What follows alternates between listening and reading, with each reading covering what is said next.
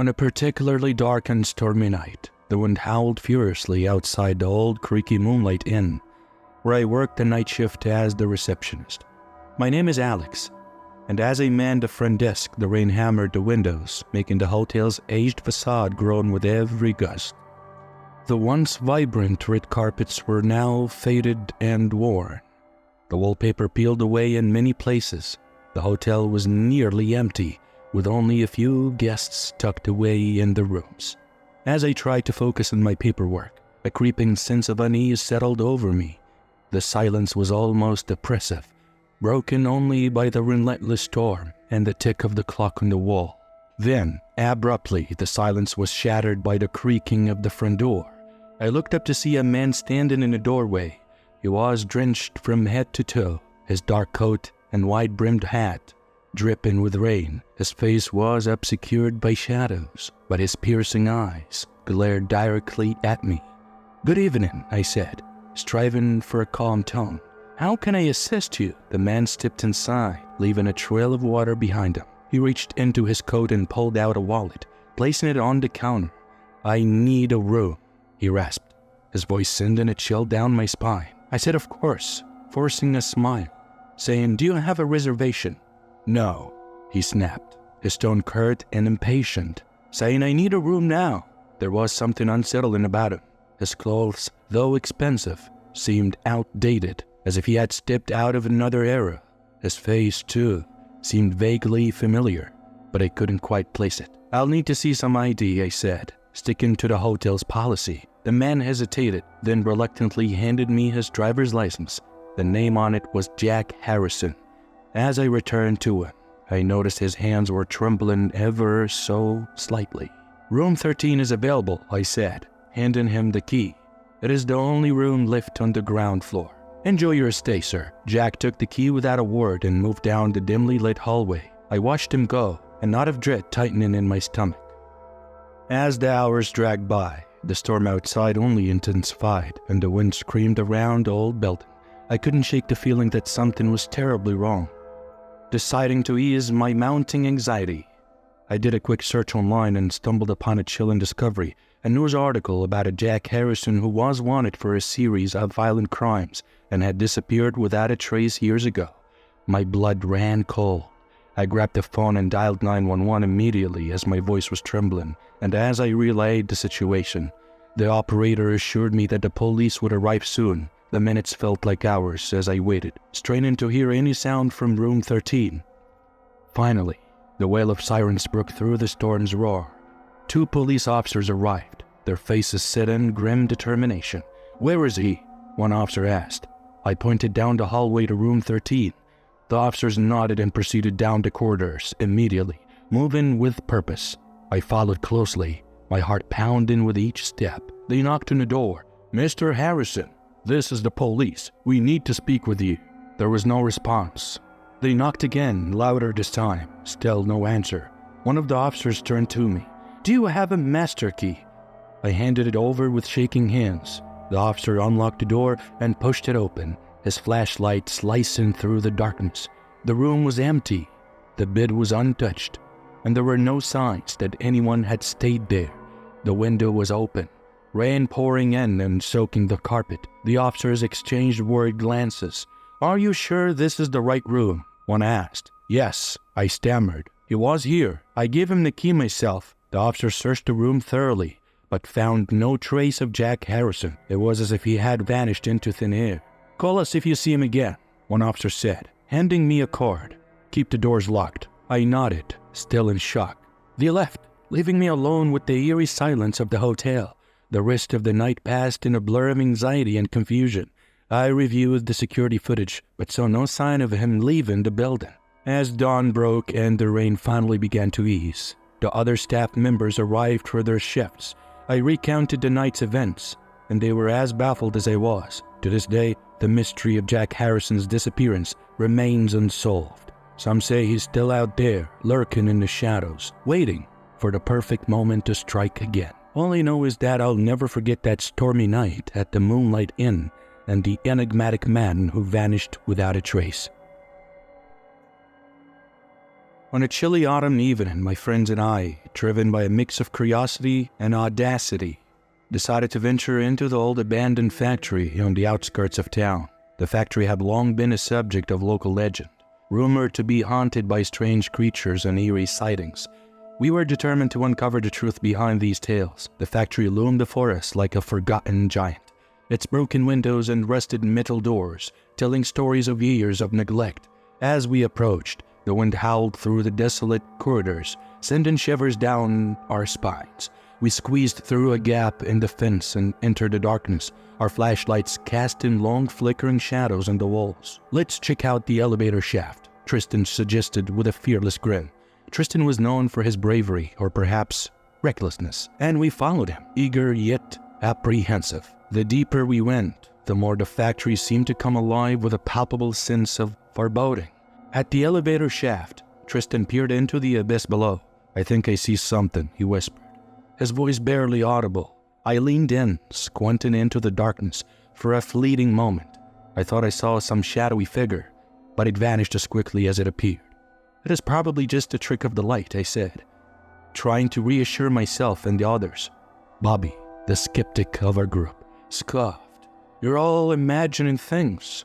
There is no such thing as ghosts or monsters." We continued exploring, moving through rooms cluttered with old machinery, broken furniture, and debris. The air was thick with dust, and every footstep echoed ominously.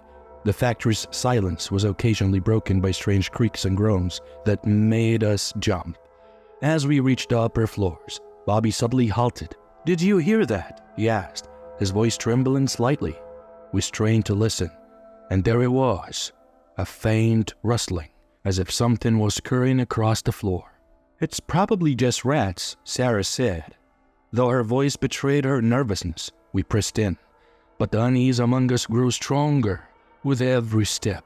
In one large room, we stumbled upon a makeshift camp, old blankets, empty cans, and a small fire pit. "Looks like someone been living here," I said, trying to rationalize what we were seeing. "Maybe it's just a homeless person," Tristan suggested. It seemed like a plausible explanation for the noises and the mysterious cellarway. Feeling uneasy but determined, we decided it was time to leave. As we retraced our steps towards the entrance, Bobby suddenly pointed ahead. "Look," he whispered, his face ashen. A shadowy figure darted across the hallway ahead of us, moving so swiftly it was almost a blur. "Guys, did you see that?" Bobby's voice was barely more than a breath. "There's someone here." We quickened our pace, our hearts racing. Suddenly, Sarah let out a blood-curdling scream. We turned to see a dark, menacing figure standing at the end of the hall.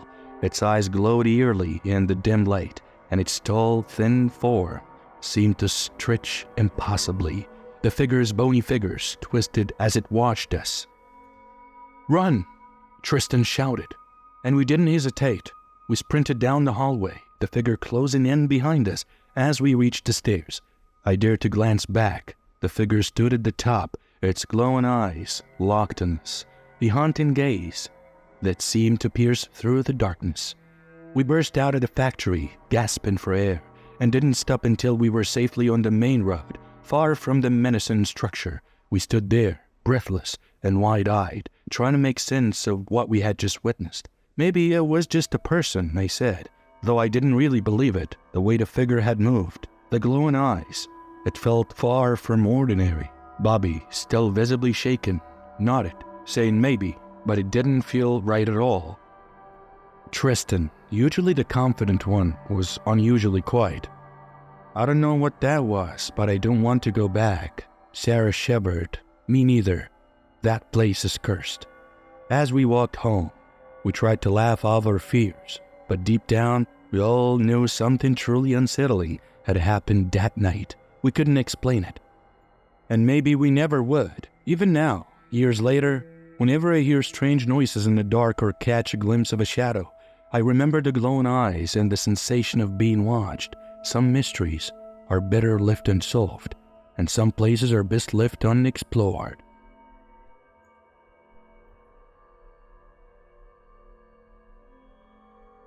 My name is Tom and I work as a delivery driver for a quaint diner called Maggie's Place. My shifts were typically uneventful until one chilling October night, just days before Halloween, when I encountered something I'll never forget. It was an unusually cold evening, the sky cloaked in thick, ominous clouds that obscured the moon.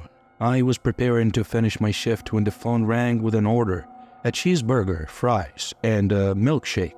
Routine stuff, but the address was unfamiliar, leading me to a deserted street called Maple Avenue, a part of town I rarely visited. The drive to Maple Avenue felt longer than expected. The streets grew quieter and darker as I approached. Finally, I turned onto Maple Avenue and was immediately struck by the eerie silence. The street was deserted, not a single car was parked, and the houses looked dark and forsaken. I arrived at house number 103, a large, dilapidated mansion with peeling paint and broken windows. The overgrown yard and creaky gate added to the unsettling atmosphere. I walked up to the front door and knocked, the sound reverberating through the empty house. When no one answered, I knocked again, more forcefully this time. Just as I was about to leave, I heard a voice from above. "I'm coming," it said. I looked up to see a shadowy figure in the upper window.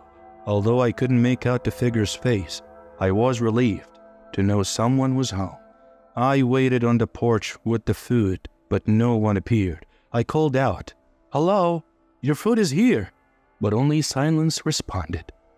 I checked my phone to confirm the address and tried calling the number on the order slip, but it went straight to voicemail. As my unease grew, I heard footsteps behind me. I spun around to see an elderly woman standing on the sidewalk, her expression one of concern. "Are you looking for someone?" she asked. "Yes, I have a delivery for this house," I replied, pointing to 103, but no one is answering the door. The woman's eyes widened in horror. "No one lives there. That house has been abandoned for years. It's haunted." A chill ran down my spine. "Haunted? Are you sure?" She nodded gravely. "People say they hear voices and see shadows in the windows, but it's been empty since the family that owned it died in a fire." I was stunned. The house looked like it had been deserted for a long time. I turned back to the house, feeling a growing sense of dread, asking myself only one question, and that is, who had placed that order? Deciding to leave the food in the porch, I started walking back to my car. Suddenly the voice came again, louder this time. "I'm coming." I spun around, but the porch was empty and the house was silent. My heart racing, I jumped into my car and sped away, my hands trembling on the steering wheel. When I returned to the diner Maggie, the owner noticed my pale face and asked what happened. I recounted the entire unsettling experience. She listened intently, then sighed. Maple Avenue, huh? I've heard stories about that place. It's been abandoned for over a decade. Must have been a prank call." "A prank call? It didn't feel like one. It felt too real." I couldn't shake the eerie feeling that something supernatural had occurred. I finished my shift, but sleep eluded me that night as I replayed the voice, the shadow in the window, and the old woman's warning over and over. Curiosity eventually got the better of me. I researched the house at 103 Maple Avenue and found old newspaper articles about a fire that had destroyed the house 15 years ago. A family of 4 had perished in the blaze, and the house had remained vacant ever since. I still don't know who or what I encountered that night, but I've never returned to Maple Avenue. Each time I pass the part of town, a shiver runs down my spine, and whenever I hear someone say, "I'm coming," I can't help but remember that haunting night in the abandoned house with the shadowy figure in the window.